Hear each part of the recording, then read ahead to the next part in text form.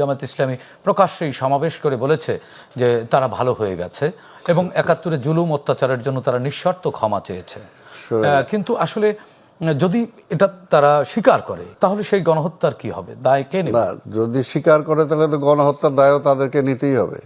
এটা তো অস্বীকার করার কোনো জো নাই। কথাটা হলো শোয়েন, ভালো হয়ে গেছি নিজে বললে তো হবে না, মানুষ বলছে কিনা যে ভালো হয়ে গেছে।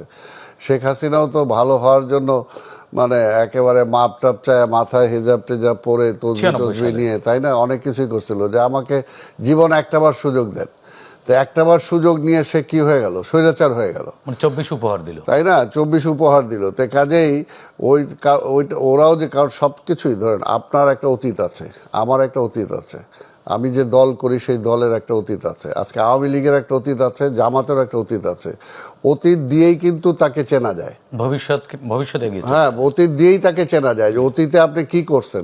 এই জায়গায় এই জন্য বলবো যে আজকে অতীতে বিএনপির স্বাধীনতার ঘোষক শহীদ রাষ্ট্রপতি জিয়া রহমান কি করেছে সেটা দিয়ে কিন্তু এখনো বিএনপি গ্লোরিয়াস। ইতিহাস থেকে আমরা বলি শিক্ষা নেওয়ার জন্য, কিন্তু আসলে আমরা কেউ শিক্ষা গ্রহণ করি না।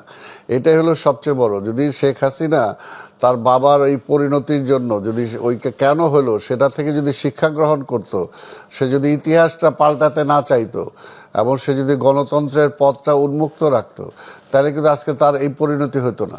আজকে তার পরিণতির জন্য কিন্তু সে নিজেই দায়ী, তাই না? সেটা কিন্তু জোর করে কেউ তাকে এই পরিণতির জায়গায় ঠেলে দেয় নাই, সে নিজেই বেছে নিয়েছে এটা।